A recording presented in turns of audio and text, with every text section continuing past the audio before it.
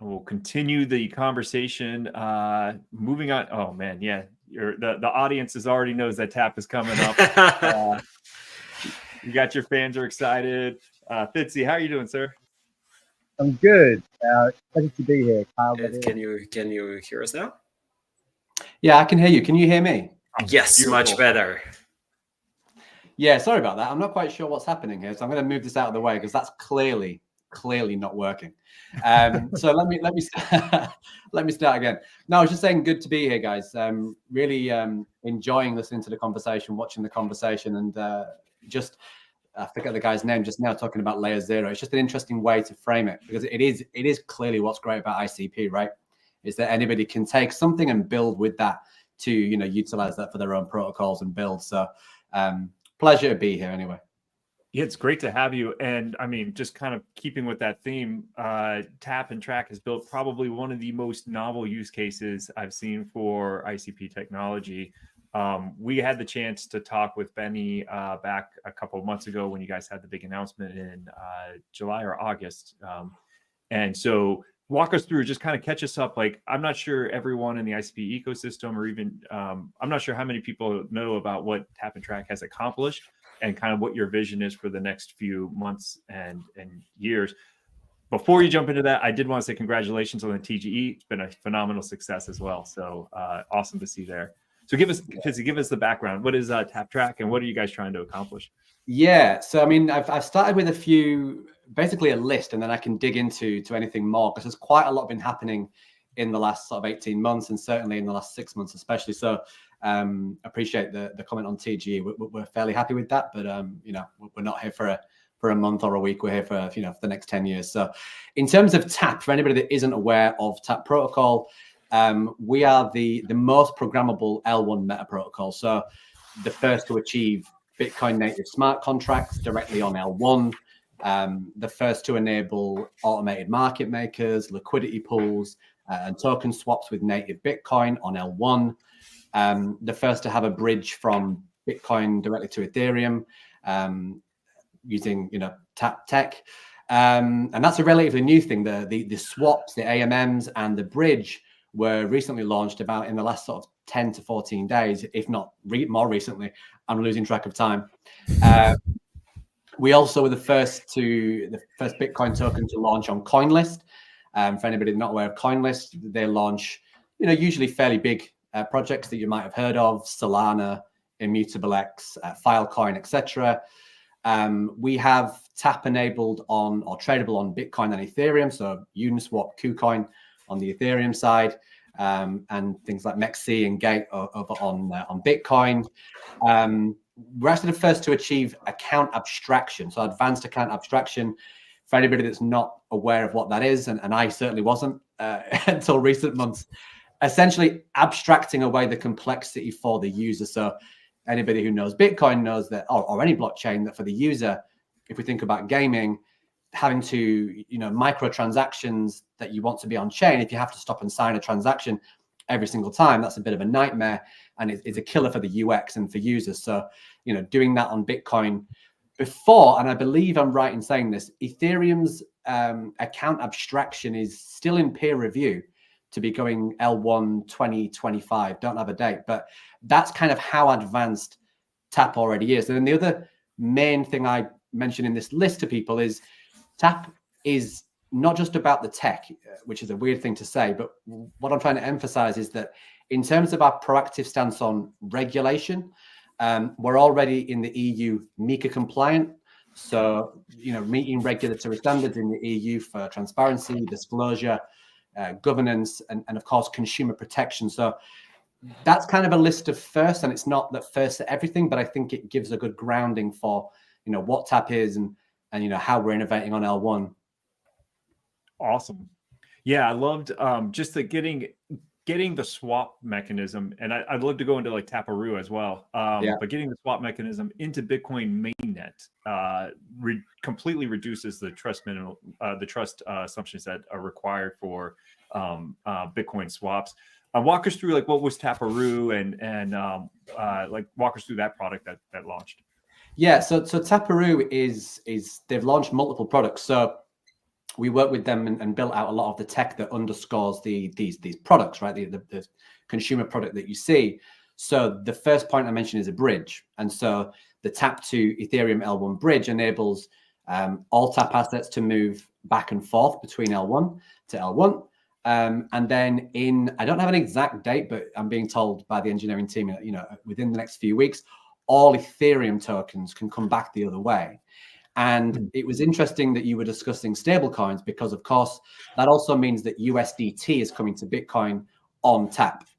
So this is for anybody that doesn't understand how many holders USDT has, it's in the hundreds of millions. And so in terms of that, onboarding kind of event, even just a stable coin alone is a huge, huge event for Bitcoin. So USDT is like 60% or somewhere around in terms of the stablecoin market. So that's pretty massive, and you're bringing it to Bitcoin. Yeah. And I assume lending and borrowing is next, because if you're bringing stable coins, then I kind of don't want to digress too much from what I was talking about in terms of the Taparosa, because you know what I'm like, guys, right? I'm going to start going down one road and never finish the thought and come back to it. But yes, I mean, in short, all of these things, and I think this is maybe a better summary than my list at the start. Anything you can picture, any of the infrastructure, any of the consumer behaviors, in all of these things that you mentioned there, lending and staking, swapping, bridging, all of these things, tap is enabling directly on L1, right? And so that would probably be the better summary than my intro. So apologies, but yeah. So, I mean, but walk us through like why that's important. Why L1? Yeah. So there's a few reasons. I was in Amsterdam. We had a fairly big activation in Amsterdam a few weeks ago at the Bitcoin conference, and I had a guy, the type, like super nice guy, but fully emblazoned with Bitcoin logos. It was clear he was a full suit, right? He looked very dapper. Not something I could pull off, but he was a self-professed Bitcoin maxi, right? And so I say this to say that he asked a lot of great questions, the questions you should be asking, right? Because I think it's still quite an abstract concept for, why not L2, why L1? And I think our closing kind of minute conversation, more of a soapbox from me, to be honest, was just saying, look, if you build an L1, you don't have these additional trust assumptions of taking your asset and bridging it to an L2. So no wrapping, no bridging. That is what tap is. When we say, where is it? Here? Where's the actual thing? Oh, I can't. Okay, here, right? It's a mirrored screen. Forgive me, right? When we say this is what we mean, right? So the assets are not leaving L1. The bridge, of course, means you can take them elsewhere, but the actual protocol itself is L1. So there's no risk assumptions like going across a bridge, right? I think Radu, you said earlier, it's only a case of when bridges get hacked sometimes, right? So these are the concerns that people have. The miners, right? Let's not forget the miners. If you're building on L1, if you're putting transactions through at an L1 level, you are supporting the very people who allow Bitcoin to be what Bitcoin is, right? We need to increase the thermodynamic properties of Bitcoin security, as we always hear Michael Saylor talk about. And so, risk, security, more use cases for the token. If you're just a Bitcoin holder, I was saying to the gentleman in Amsterdam, there's more use cases. There's more more TVL, right? So barely any TVL on Bitcoin L1 today. And again, I forget the gentleman's name from earlier who made a great point about, the opportunity, right? If you even take the 15% to market cap TVL of Ethereum, which is something like 45 to 50 billion right now. Well, let's map that over 1.3 trillion. And this is only at the start of the bull, right? So who knows where we're going to be sitting in 12 to 18 months. So again, I'll stop myself because I'm ranting again, but hopefully I answered the question. L1 is incredibly significant for risk, for trust, for just everything in the Bitcoin ecosystem. So yeah, I'll stop. I think it is an interesting conversation because I've talked with a lot of Bitcoin maxis as well, and often we're talking about ways to get yield from their Bitcoin or get they've been holding Bitcoin for 5 years, 6 years, 7 years, 8 years, 9 years, whatever it is, and some of them want to do something with it. But a big thing is those things you were just touching on, like, does what I'm doing support the security budget for Bitcoin, like the mainnet, right? Does what I'm doing introduce a whole nother, blockchain that carries its own trust assumptions, and they're naturally risk. It's funny to say Bitcoiners are naturally risk adverse for the most part, and rightfully so. They've survived multiple bear markets and multiple hacks and things like that. And so so that is that other part of like that main net is important, because the user base where that $1.2 trillion is sitting has these specific properties that value what you guys are doing. That's, I mean, to be fair to me, well, to be fair to you, that was the point I didn't make, which I should have made, right? It's the ability for it to be used in other ways. However, I always caveat this with, when we're talking to people who are professed maxis, they still don't care about that, right? It's like that, telling them about all the new ways you can use their Bitcoin at that point is not how you're going to, in my experience, convince these people. They will see the impact once you have data to support that, once DeFi like we now have on L1 with Tap, and whoever might do that in the future as well. But of course, I'm very concerned with Tap, being the first and the leader. But when they see what happens with that data, quantifiable things, then they might say, okay, now I can see the benefits. But they're not just going to listen and say, hey, I'm going to be able to stake it here and earn yield in a pool here on Taparoo and go and, X, Y, and Z. They don't want to hear that. So their ears are going to be closed if you enter in such a way. It's why I always emphasize the core properties of the chain, that they love themselves. You find that common ground, and that's when you can open up real conversations with people on the sides of the fence. My experience. I love it. What in terms of because I find this fascinating and you're just thinking through like the audience, like you hear like Taparoo is a product that Tap has built and deployed, but also your activation in Bitcoin Amsterdam was focused on developers, right? And so Tap is not just you guys don't just create products, end user products, but you also have a platform for other people to come in and build products on top of. So kind of walk us through the difference between those two approaches. Yeah. And so again, thank you for guiding me to that, because that was something I didn't mention about Amsterdam. So we held the official hackathon this year. And we were lucky enough to be able to present the awards to the incredible winners on the main stage, essentially as the closing of the conference, which was an incredible experience. And so from a developer perspective, one of the things that I will immediately mention, and I should have again already done this, but the barrier to entry for users is fairly high on Bitcoin, right? A lot of the time, but the infrastructure is coming. But the actual barrier to entry for developers, so the people that might be actually watching and listening to the stream, on Tap, you can code in a language that you're comfortable with. So I think TypeScript, JavaScript, Motoko, obviously, that a lot of your community will be aware of, Rust, Python. And so making Tap not only, listing the things that we've achieved, right, or that have been achieved by using Tap, and of course, the ICP tooling as well, right, with Fusion. But it's how do we get actual builders on board, and it's reducing the barrier to entry there. So, we have a vibrant developer community. We have that on Telegram. We have that on Discord.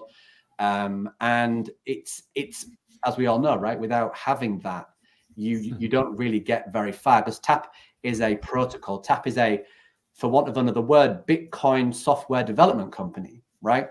And we can support by helping underscore and help build the tech to go into things like the first L1 swap and the first L1 to Ethereum bridge. But you need a community, right? It takes a community, I think is the phrase. And so we are incredibly developer friendly. And again, only ask anybody who's building on our protocol, because I'm not a developer, as you guys know. And so, yeah, I'll stop. But very much developer, very much developer oriented. We have to be, and Benny, the founder, is obviously very passionate about that. I really like this point, and I think it's super important to kind of lower the barriers so that innovation can come to Bitcoin, and that this also creates like the network effects that I think the entire Bitcoin ecosystem is looking forward to. Yeah, I mean the network effects alone is, if you think about now, even just the bridge, right? So now that, as of today, any Tap token, and we already see tokens going back and forth using the bridge, But then I mentioned in the next few weeks, all of the Ethereum tokens coming back the other way. The lack of building relatively in terms of DeFi on Bitcoin layer 1, right, is remarkably like it's zero almost to 100 compared to Ethereum. And that is an opportunity. That's an opportunity for builders, for developers, for brands, for investors, and of course for the end user. But it's absolutely huge. And we talk about bridges, and I actually visualize to a lot of people who don't understand even like the concept of a bridge, if they're brand new to Web3, it's just opening a pipe between one ecosystem to another so you can come straight through. And that's liquidity, that's brain power, that's investors, that's everybody, developers, everybody. That's why it's significant. And Taproot have done incredible things already with the swap and the bridge, and they've got a marketplace and an inscription tool and staking. But again, that's one product, right? That is one. They're a core builder, right? But there has to be more. There will be more. Now you can do this. It is only a matter of time until somebody says, wait, there is now a blueprint to build a DEX, automated market makers, lending, staking. And we saw what happened on Ethereum. And so we're proud to be able to drive that to layer 1, which is, of course, what we're here to do. But yeah, thought bubble again. I love it. I love it. Yeah, you guys are accomplishing big things, getting it on mainnet. And then like, it's such a huge accomplishment. But then even more so, your vision lines up exactly with what I want, which is I want my mom to be using Bitcoin without her even having to like care about swaps and mainnet and the difference between a bridge and all that. So I think you guys are getting us closer to that. I really appreciate that. No, and again, we appreciate the ICP tooling, and that's why we're here today. Just to make sure that we acknowledge the incredible things that you guys are doing.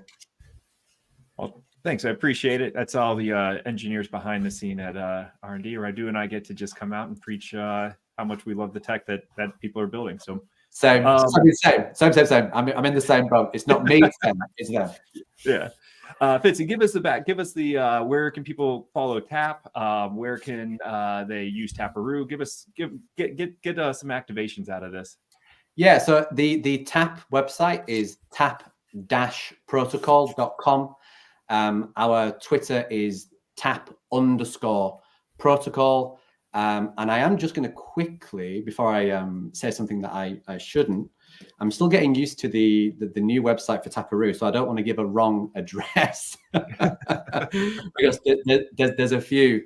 I mean, the handle for those guys is Taproot Swap, so TAPAROO swap, and then they have a link tree there with all the links as well. So as I say, there's the swap, bridge, and marketplace. So I'm not going to list all of the links, but taprootswap.com I think is probably the best. Taprootswap.com would be the homepage that you can direct through to the 3 products that are currently live. Awesome. Well, Jan said it best here. He says Tap rocks, and congrats on the TGE. So you guys are doing awesome work. Keep it up. No, we appreciate that. We appreciate it. And the community is incredible. And so this is why it's great. I've only been here 6 months, and so now people are starting to see it, and the community is seeing kind of where this is going. It's nice to be able to see that because they deserve it. Good. Love it so much. Fitzy, really appreciate your time. Thank you so much, sir. Thanks, guys. Yes, sir. Thank you.